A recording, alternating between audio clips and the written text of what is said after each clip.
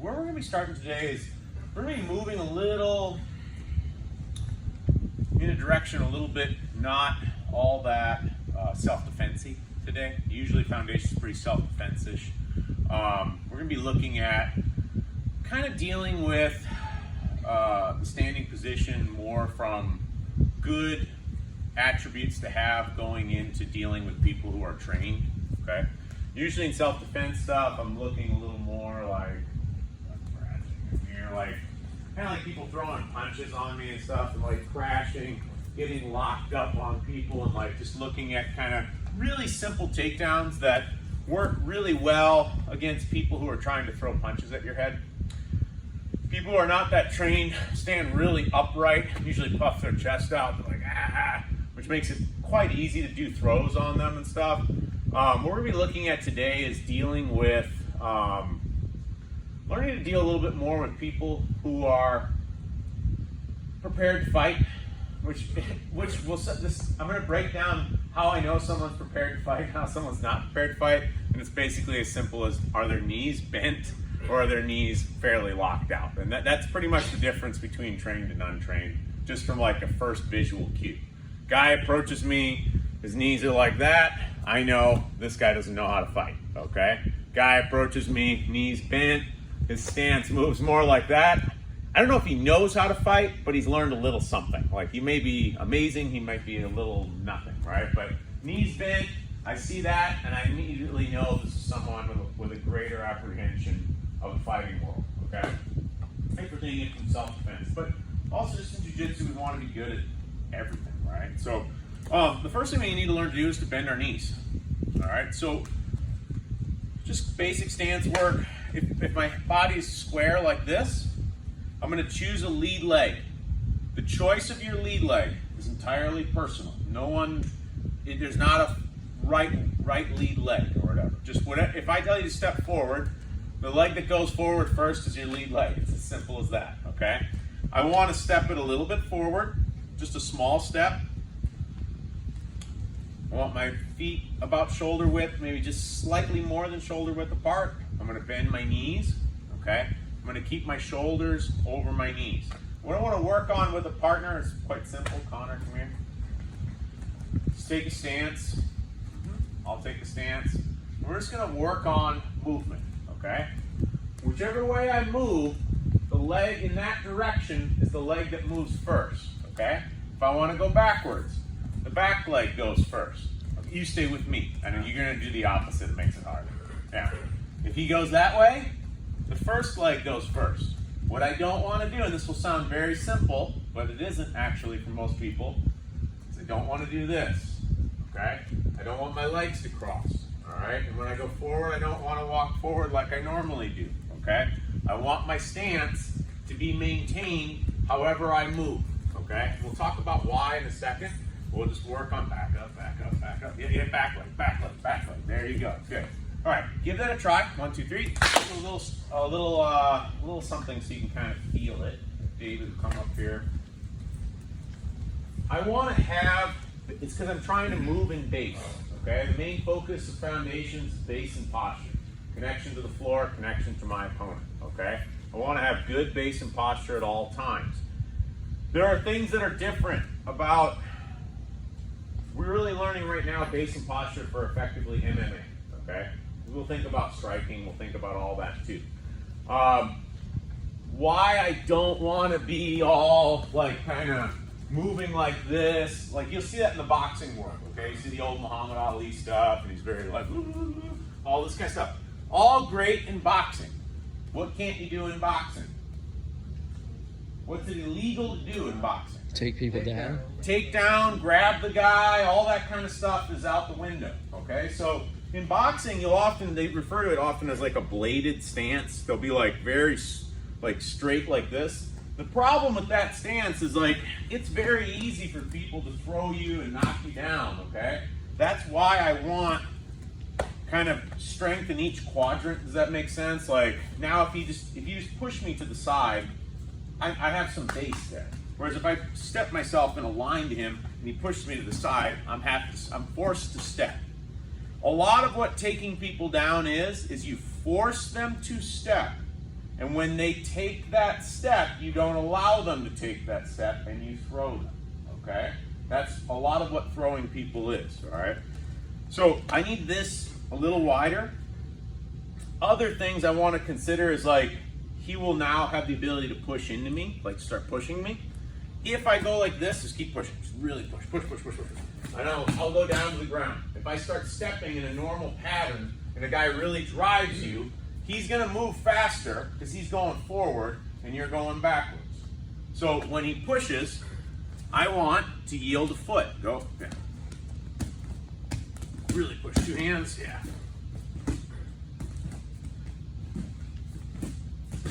And that's what I want you to drill. I want the other person to really push. Your back leg is gonna be support for you. Every time you feel like he's gonna overcome that, you step it.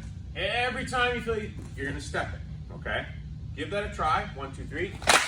Now, let's add a little something, base and posture, okay? So that was just base, how my feet move. If he starts pushing into me, I'm moving back in that way. Something that's gonna help. Oh, dude, sorry, you're probably doing a lot of pushing. He's pushing into me. The stance of my body matters. So like a lot of you started going to this very naturally. To combat it, it's like this feels good, right? To like stop him. The problem is he's now my base. Like if you just move, I'm falling, right? And I don't want to fall like at any point. I don't want to ever have to take a step that I don't want to take, right? So I'm going to think about my back. My chest is going to puff out a little bit. My shoulders are going to dial back just a little bit like this. There's cat and there's cow. Cow is way too much, but we could call it like a modified cow, okay? Something like a cow position. If my back is kind of neutral and he starts pushing me, it lends me to taking my shoulders over my hips. Does that make sense? Now my shoulders in front of my hips. I don't want that. I want this. And that feels very different, doesn't it? As my chest kind of puffs a little bit, I have a strong, like, if you think about how you wanted to squat weight, okay? Your spine is not really neutral. You want a little bit chest forward, a little bit butt back. Now, squatting is gonna feel a lot more comfortable. You teach weightlifting, am I right? Yeah, if I make my body neutral, I go, oh, that's gonna be hard work, okay? I need to create a little bit of a shelf. When I take this posture, I feel a lot stronger in that pushing game, okay? I'm not trying to push back on him right now. We're gonna talk about, yeah, he pushes. And this should feel easier to take than if I let my spine be neutral, particularly chin starting to go down. Now when he pushes me, I can push back, but there's a propensity to wanna move my feet more, okay? Give that a try, 1, 2, 3. Since we're on pushing, let's talk about dealing with the push in a more jiu-jitsu manner. We'll try to thread this into a more proper throw in a second. But like, your instinct is to push back on him, right? He starts pushing, and a lot of you, like, you don't want to give ground, right? Like, that's the feeling that you get. In general, when he pushes, I want to move him, okay? And all I'm doing, I'll keep it very simple, and just go, like, have a light push so I can talk while I'm doing it. I'm just gonna grab outside of his arm, okay? Any type of grip is fine. If he's wearing a gi, the cloth would be helpful in this context, okay? I'm just gonna grab, and I'm just gonna circle my back leg.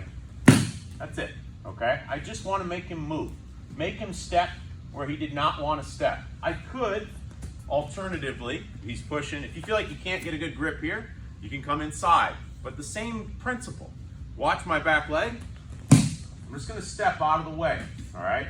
We'll later look at, I'm putting him in a bad position that makes it very easy for me to follow up with something. But for now, make him step in a direction that he doesn't want to step, right? Like he's stepping at me when he comes at me. Okay, yeah, and then go again. He'll come back in. Just getting used to push a little more to the other side. Most people will, right? Like, if I feel it's a little bit more of a push here, this step's gonna move. If I feel he's pushing a little bit more here, I'm gonna move that way, okay? Just make him move where he doesn't wanna move. 1, 2, 3. Talk about pulling, okay? If he has a gi, it's easier for him to pull you. If he doesn't have a gi, Jonathan really quick. I'll demonstrate the puller. If I have a gi to work with, you know, if he can pull you using like cloth, he'll probably do that because it's pretty damn easy, right?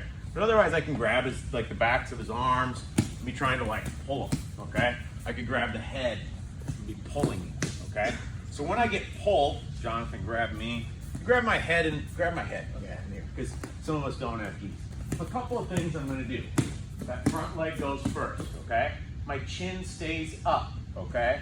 I don't want when he pulls my head to come into him like so, okay? This is not good for me for a host of reasons that we'll get into. If I'm able to bring his head down like this is just a street fighter, there's an obvious knee there. As people have more skills, there are quick finish chokes and things like that, okay? So I don't want, if he's pulling you, you don't want to be pulling your head down like where your shoulders are getting out ahead of your knees. You want to keep your chin up. Good. When I pull, first leg forward. You don't have to let me pull you that much. Okay. Bend your knees, sink in your butt a little bit. Yes, good. Good. This is what we want. A little more tension, okay? I only step when I feel like people will go hard, right? If someone wants to hurt you or someone like you're competing with them, like they're not going to just pull to be nice. So at a certain point, they will tend to overcome your base and posture. And when they do, small step. I just recover, okay? I want to make it very hard for them. I can't ever make it impossible for someone to move. So I don't have those kinds of like lofty goals, like I am like a statue and no one can push me or pull me or something ever. That's absurd, okay? There will always be someone that can push and pull you, but I can make it very hard for them to push and pull me. And I can have a base where when they push or pull me, I am very comfortable. I'm not using a lot of energy, which will give me responsiveness to take advantage of the situation. So get used to the pull, sink your butt a little, bend your knees a little when they pull you, okay? But keep that chin up. Don't let that chin get to your chest. 1, 2, 3. Grab. And these are very drilled. These are drills. They're divorced from like reality to a certain degree. Things are going to move a little differently in the drill. But one of the things that I know will happen if I have good base and posture. So one thing I'm not doing, grab my head. When he grabs and like grab me, I don't ever mirror him, okay? That's one of the things I try not to do that. You're going to see a lot of white belts in the tournament. They get into, sometimes people call it locked horns, like you'll see 5 minutes go by because it's very natural response. Someone grabs me, you just take a mirrored stance. You do exactly what he told. You gonna grab my head? You wanna grab my head? Like it's like, I'll grab your head, right? Like I generally don't do that. He grabs me, grab me, start pulling. I wanna take a good structure, pull me.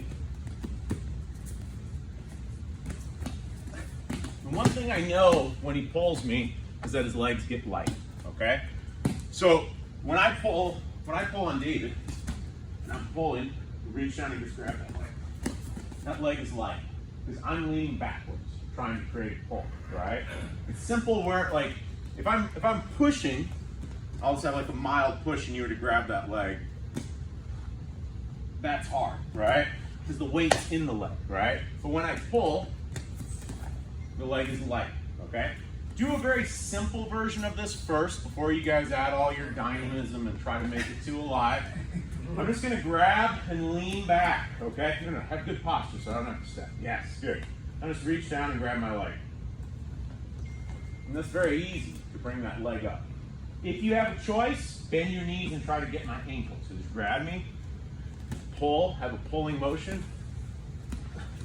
I wanna come up. How you take this leg up, I don't care. We'll look at a few different options once we get it up, okay? But just feel it. Don't introduce a lot of aliveness, okay? I know you guys are all the ultimate street fighter or whatever, but like, just try to get the principle first. 1, 2, 3. There's a lot of ways to throw someone off of picking up a leg, and we're doing things in a kind of very, being more hypothetical right now than we are really trying to get into aliveness and heavy drilling and stuff. If I pick up a leg, I would like to go to the ankle. One thing I want to also avoid, Matthew, come here. Just grab my lapel and create a pull. This is okay, but if I have a choice, I'd like to come lower, okay? I'd like to get closer to the ankle, all right? From the knee, when I pick him up, there's a greater chance now to just like step back and like try to pull that leg out. Yes, you see how like when I grab and I just have like the knee at my wrist, you can kind of just shoot that back pretty easy. Whereas if I can come all the way down, your leg doesn't come out that easy, right? Like this is not just like a hamstring pull and he's gonna bring his leg back to the ground. Now, when you go down, don't do this. You understand? 1, he can knee me in the face, bang. 2, he could grab my head or something, all right? Start to create real problems for me. My chin always stays up, okay? It's like one of those 80s martial arts movies or whatever. Never look away from the opponent or something. You know, like I gotta have that sort of mentality, right? He's grabbing me. I'm actually coming to here, like, now you've got a very strong grip. It's going to be harder for him to stay on his feet. We'll look at transitions of taking him down from there, because people have good base usually. I'll tell you this, people don't like to fall. They're generally going to do everything they can to not fall. But once I get that foot up, it's going to be hard for him. He's on one leg, right? 1, 2, 3. One thing, pause, just a little solo drill you can think about with this kind of thing is like, turn on whatever TV show that you only mildly enjoy and bend the knees, move around, get used to moving like this, okay? It's not the same thing as bearing weight. I would very strongly argue that weightlifting is great, but it won't make you good at this, okay? This is a different skill. You just need your body to get used to having, like, I don't know, the isometric strength to stay here and move and be mobile. Whereas when you lift weights, you're really purposefully taking weight up in a lot of ways. This is not the same thing. And I've had guys that are super strong power lifters, and it's like, they'll bend their knees for like 20 seconds. Oh, I can't do that. Like, and they're like guys that can really put up tons of weight. Like, so it has really, in my opinion, I'm not very good at bench, or I'm not very good at squatting. I'm not very good at deadlifting. From like, if you were to compare my body weight to the max weight I can lift. Okay, but try this. What we're gonna do like is like a little drill now. I don't want the partner to get crazy, okay? Because it's more for him. The drill is for him, not for me. If he's got lapels, I think this is kind of the best. Just put 2 hands on the lapel so he's not too distracted by everything else that might happen. It's like I'm pushing him, good. I'm pulling him, good. Then he just lets it go. I'm pushing him, turn. Like, and just getting used to starting to put that in your core processing system that when I get pushed, I'm going to redirect it. When I get pulled, I'm going to look to steal a leg. And again, when I get pulled, I react like, so you start pushing me. Like, I don't make it easy to push him. I make him have to use a little energy. When he pulls, I make it a little hard for you to pull me. Like, I don't when he goes to pull you, be like, okay, and try to look for the leg or whatever. Like, I'm not just step, okay? I make everything challenging for him. I'm putting the parking brake on, all right? 1, 2, 3. These are obviously for like when self-defense check, someone just like grabbing you and pulling you like that's a little weird. I don't think many people are gonna grab you that way. We're gonna start moving to thinking about it in like tighter circumstances, okay? So, like Taven and I. We're gonna go chest to chest. I have one arm under, he has one arm under. This is called an over-under. This is otherwise called the clinch, okay? But from here, if he starts to push me, now you can see that, right? If he starts to pull me, I can look for that leg pretty easy, okay? So, I just want to feel what he's doing, okay? And again, you're going to have an A side and a B side. If both of you are trying to be the pusher or the puller at the same time, that's usually not going to work that well. But I just want to kind of feel, I'm with David here. I'll push you, so I start pushing. Yes, good. Start going, I start pulling. Yes, okay, like, and feeling that at that close range. You have one under, he has one under, okay? You're in the over-under clinch, okay? 1, 2, 3. Now, let's look at lifting that leg and turning that into a pretty reasonable and easy takedown, okay? Especially at this close range. There's a lot of things we could do at the long range. So, he started to pull, and I'm able to come down and take the leg. In this case, it's going to be very hard for me to go as low as his ankle, okay? We're just going to go to the knee. I'm going to do something that's the opposite of everything I've told you so far. I'm going to stand totally straight upright and connect my torso and my whole upper body. Do you feel like it's easy to escape? Try to pull your leg out. Whereas if I take a bent stance, now start to pull your leg out. It's not so hard for him, okay? This is a kind of weird thing. It's one of those things where I'm like, don't ever lock your legs out. And then I'm like, okay, but lock your legs out. So he's pulling. When I come up, I'm going to take my hips and actually bring them to him. When he tries to pull the leg out, it's very hard. I'm going to step away from that leg. I just step over his leg. Very simple, very easy for me to turn him down, okay? Let me do it with someone else so David can see. I'm here, I feel him pull, and I take his leg. If I stay hips away from hips, see the space between your hips, pull that leg back. Super easy for him to do that. When my hips come forward, pull your leg back. It's a very different feeling, right? I'm going to step away from the leg that I'm holding, just to the outside. I'm not tripping him with like a hook on his leg, okay? If we do it to the other side real quick, I'm just going to relax and create a little space. Do not do this, okay? I don't need to. I'm just going to step on the mat and be connected to his leg. He'll fall. There's nothing, he can't take a step. Do you understand? This is when I don't control the leg, okay? This is Osoto Gari, okay? This is a very different takedown. Do you understand? I don't need that hook right now. All I need, once I have this leg, he's got to hop on this leg. As we turn, he hops to stay upright. When I put my leg in front, there's no hopping. It's not possible. You can't move within that space. 1, 2, 3. Now, let's look at that posture a little bit of getting close in that clinch. And let's try to take a little bit better control of it. That is, I can make it very hard for him to push me around and pull me around. I can add like another layer here.